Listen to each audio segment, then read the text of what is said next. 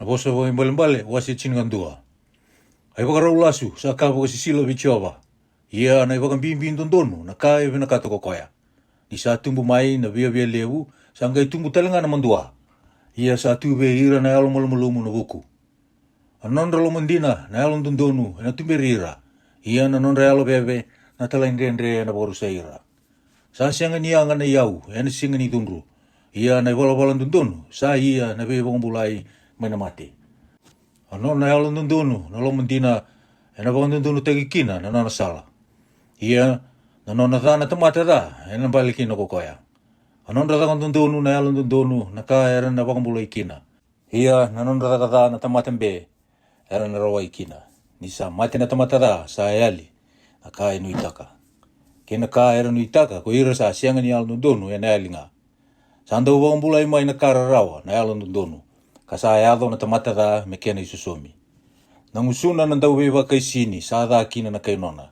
Ia na nondro buku na alo dondonu era sa wa umbulai kina. Sa reki na koro ni sa ayado ko ira na alo dondonu. Ia ni sa rusa na tamata da sa ia na kai kaila. Ni sa ia na bosa ni viva kalunga tataki na alo dondonu. Sa bue na totoka ni koro. Ia na ngusu ni tamata da sa bukiri kina. Sa ambera na kai nona ko koe sa sianga ni buku. Ia na tamata alo matua sa na tikolo. Ko koe sa alo boli andau kakase sa tuku na tiko na ka e uni tu. Ia ko koe sa alo dina e sianga ni ndau tukuna na ka. Ni sa sianga na mbose buku e na dhana tamata. Ia sa na yado na tiko vinaka ni sa leo bunga na ndau mbose. E na kune kararawa ko koe sa ia na viala lati me susumi ni kaitani. Ia ko koe sa dhata ni ia na viala lati sana alo ndei. Na e leo alo vinaka sa rongo vinaka tiko. Ina tangane kou a er sa taure tiko na iau. Atamata alo loloma sa thaka vinaka kina alona. Ia sa wakararao taka na angona ndino ko koe na lomanga. Na tamata dha sa andau thaka wakai lasu. Ia vi koe sa kamburaka na iwala nudonu e na nduan dina kina na kina isau vinaka. E waka sa rao na bula e na iwala nudonu. Sa waka kina ko koe sa didi muria na dha. E na matikina ko koe. Era ka waka sisila vichio ko ira na alo bebe. Ia sa rekitagi ira sa dondonu na nondre wala. Kera vitauri linga ko ira sa wala dha. Era na sianga ni rombula rao kina. Ia na nondre kawa na alo dondonu. Era na wambulai. Me waka na mama kula. Era na udu ni waka. Sa waka kina na eleo mata vinaka. Sa sianga ni alo matua. Sa ka vinaka ndundua ngana ka era ngandrewa wira na alo dondonu. Ia na ka era nu itaka ko ira na wala dha na dundru. Sa andua imbiuta. Ka sa tumbu nga me lewu. Sa andua talanga sa manini taka na ka ni sa sianga ni dondonu. Ka sa tumbu nga kina na ndrabua. Anda ulo masoli e na wama mautaki. Ia ko koe sa wangunuwa na tani e na wangunuwa talanga ko koe. O koe sa manini taka na sila era na ruka ki koe na tamata. Ia na bosa vei wakalunga tataki e na tauda na ulu i koe sa walitaka. O koe sa ngu matua ni taka vinaka e na kuni loloma. Ia ko koe sa ngu ni taka dha e na eado bua. O koe sa wararavi e na nona iau e na bale. Ia na alo dondonu e na mbula me wakana tamba ni kau. O koe sa wararao taka na nona bale sa na tau kena na dhangi. O koe talanga sa lia e na garavi koe na loma buku. A ka sa bua taka ko koe na alo dondonu sa andua na kau ni mbula. O koe talanga sa rawana e alo sa buku. Raida, ko ira na alo dondonu e na saumi e urura. Kana wakaliu dhaki ko koe na dau tala indre kena i wala dha. Wasi chingarua, o koe sa vinakata ni wakabulidhi sa vinakata na buku. Ia ko koe sa dhata ni wunaudi sa nruma. Na tamata vinaka, ndau kuni loloma mai vichova. Ia na tamata ilo waki dha, e na wakadhala ko koe. E na singa ni wakata undi taki na tamata, e na i wala dha. Ia na wakanda sa alo dondonu e na singa ni awalati. Na elewa alo marama, sa isala tali buana o tina. Ia ko koe sa ia na viva mandu ataki, sa waka na iwa buda ni suina. Anondra wana nanu na alo dondonu sa kandu donu. Ia na ka era mbosea na iwala dha na vere. Anondra bosa na iwala dha mera laki mbati kandi. Ia na ngusunda na alo dondonu e na wambula ira. Era sa wukiti sara na tamata dha karsa ayali. Ia na nondra vali na tamata alo dondonu e na tikondei. E na wadau taki na tamata me wakana nona bosa buku. Ia ko koe sa alo wakatani e na mbedi.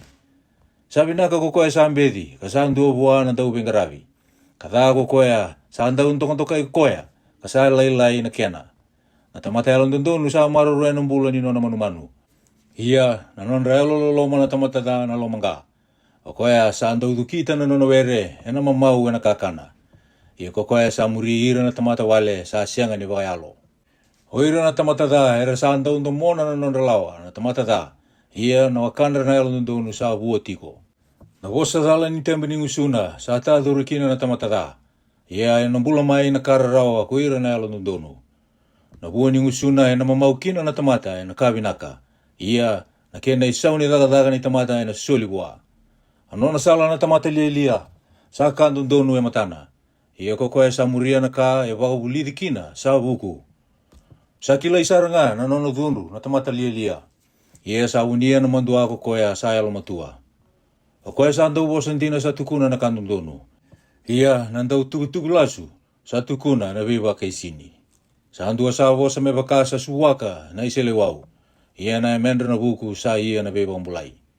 Na tembe ni ngusundina, ena baka tunde itaki katao mundo. Iya sa ndinde wala ilinga na yamin daw lasu. Nakalasu sa tiko elomandra, eran daw baka na nanu, kinakada. Iya ko ira eran bosea na sautu sa nondra na marau. Ena sianga niya do vira na yalan dundonu indo na kada. Iya ko ira na tamata da era na sinai ena da. Akaba kasi sila bechoba na tembe ni ngusulasu. Iya ko ira sa andina na nandakadaka sa kita kokoya. Na tamata yalan matua sabu niya na buku. Iya na lomandra na lia sa tukuna na ka lia. Alingan daw taraka, ena iya na lewa. Iya kokoya na puti sa ena kawi bata-bata. Ni sambimbi na lomo ni tamata sa wakatuwa. Iya na bosa vinaka sa wakamarutaka. Na tamata yalan dundonu sa tumbera bo vinaka na kainona. Iya na nonre wala-wala na tamata da sa wakatalaira. Sa sianga ni tabuna kokoya na puti sa nakasarawata ni sa wakasasama manu. Iya na nonre yaw na tamata daw takadaka sa katalei. Iya na sala ni wala-wala dundonu sa raw na bula. Iya na salatu koya sa sianga kina na mate. O se chino tolu, angone buku sa rongoda na ibabubuli tamana. Iya kokoya na daw beba liai, sa sianga ni rongoda, ni sa bunaudi. E na kania na kabinaga na tamata e na hua ni ngusuna. Iya na londra, na daw talaindendre, e na kanaka ni wala kukowa. O koya sa angarau na ngusuna, sa marurua na nambula. E na rusa nga kokoya sa andalang asara na tembe ni ngusuna. Sa ngaru-ngaru na lomana na budisa, kasianga na kairawata. Iya na lomana na daw taraka, e na bawa mautaki. Sa dati ni bosa lasu na yalan dundonu, iya na tamata da sa kawa sisila, kasa pakamandu ataki. Ano na iwala-walan dundonu na tamata dundonu sa maruroi koya, na sala. Iya na nona takata na tamata da sa bukiti koya. Endua sa bawa butu ni autaki koya, kasa sianga na nona ka. Sa andua tani sa bawa ndarundarbo teki koya, kasa libutu nga na nona yau. Sa iboli ni nona bula na tamata na nona yau. Iya sa sianga ni borong oda ni sa unaudi, kokoya na ndarundarboa. Anon raramo na yalo dundonu sa reki, iya na nona thina na tamata da, na bukodi nga. Alo bibili nga sa tumbukina na bileti. Iya kuira sa wabuli di binaka sa nora nga na buku. Ay yaw sa rawali tu, na pakalilitaki. Iya kokoya sa rawata, na daw taraka, na pakalibutaki. Ni bakang berang-berang taki na ka sa nui takitiko sa anda wada kina na yolanda. Iya sa akaw ni bula, ni sa rawatu na ka endomoni. O koya sa ambeta no bosa, na rusa. Iya kokoya sa rerbaga na iboro, na pwede mo ikina. Unaw ni tamata buku. Sai buru-buru ni bula. Melago tani kina may nuduri ni mate. Hukun din na sabi na katikina na tamata. Iya na nonrasala na daw talendendre sa sukusukura. Kuira keda na elong kasingkasi, na daw iwala-wala baka buku. Iya na lia-lia, sa baka butuya na nona lia-lia. Ay talaki da, sa lutu kina da. Iya na italaki lomandina sa iya na bebang bulay. Andaw singa, kina mandua, na nona na tamata sa ambesi ni baulidi. Iya kokoya sa muria no bunau e nandokai. Aka endomoni kasarao tu, sa ka kami-kamida kina londa. Iya ko ira na lia-lia era sa tatasara ni lesutan ni mainada. Ena buku mai kokoya sa malele bata ke ira na buku. Iya kokoya era bito kanibata kina lia-lia, ena rusa. Aka nga ena muri ira na tamatada. Iya ena sulinga na kabinaka ira na yalon dono. Atamata binaka, sa tataw naka naka, mera tau kena na ira na makumbuna. Kasamani ni taki menona na yalu ndonu na yau ni tamata wala da. Sa lebu na kakana ena no tuki were na ndrobua. Ya sa sona ka sa wala taki ni sa sianga ni loi bondo donu. Kokoya sa sianga ni wa kanu kuita taka na luvena sa da tikoya. Ia kokoya sa lomani koya sa wa kanu kuita taka ni sa ngone. Sa kana na yalu ndonu me mamau kino kokoya ia na ketenda na tamata da ena bia kananga. Wasi chinga ba. Oiro na leo buku sa andu itarada ke na nona bale. Ia kokoya na lia samba suka sombunga ena lingana. Kokoya sa murue tiko na nona yalu ndonu sa rere baki chioba. Ia kokoya sa bebe na nona iwala sa ambedi koya. Sa tiko ena ngusuna na lia na iwaro ni bebe lebu. Ia na temberi ngusunda na buku ena maruru ira. Ni sa sianga kina na pulmakau sa saba na loma ni bai. Ia sa lebu na buata ena kou ni pulmakau. Anda utuku lo mandina, ena sianga ni lasu. Ia ena tabuta na kala lasu nga na utuku wakai lasu.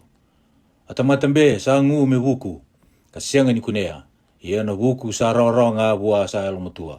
Mulako tani mai buana tamata lia. Niko sa sianga ni kunea buana tembe ni ngusu buku.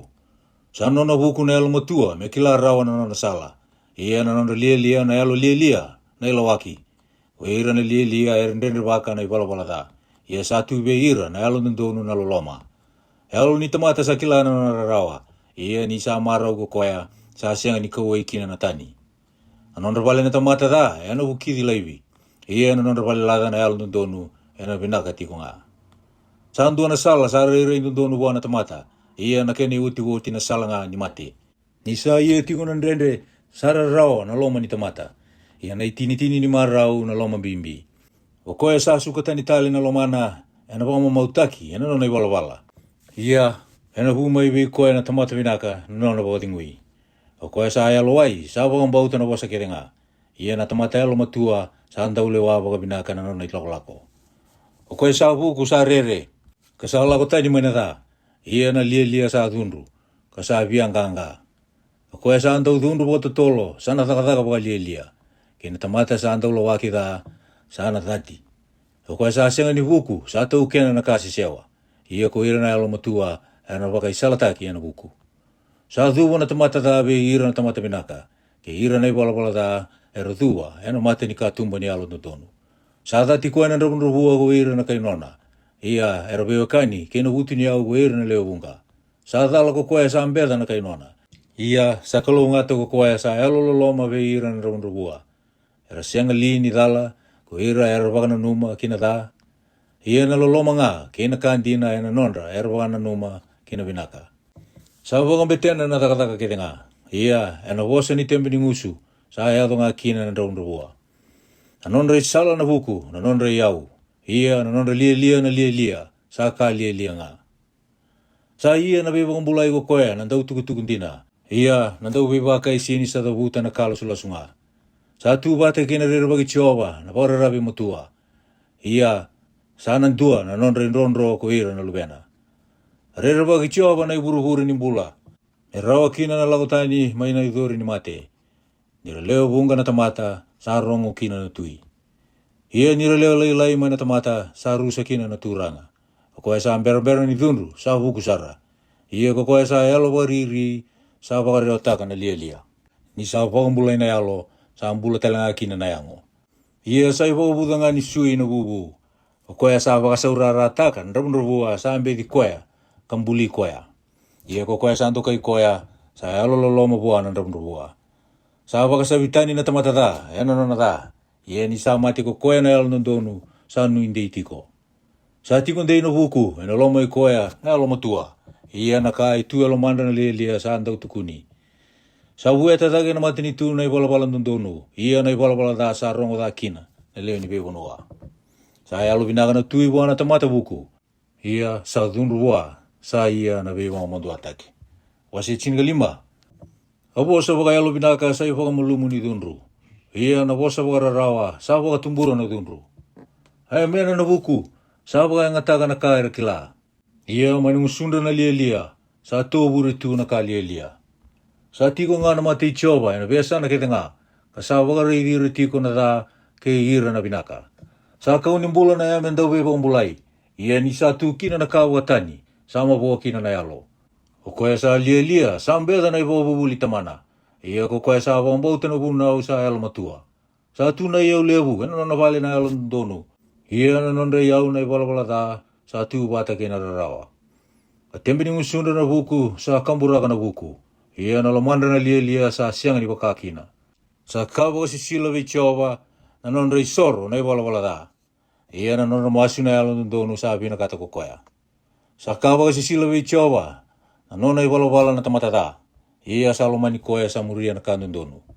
E bubuli sa kata bua sa biuta na sala. O koya sa date ni buna udia na mate. Koe tesi kena rusa sa tunga na mate ichova. Ena bakatale nga kina ka libu dake na lomanda na lube ni tamata. Nandau be liai sa sianga ni binakata na buna udi. Ena sianga talanga ni biala koko koya be iro na buku.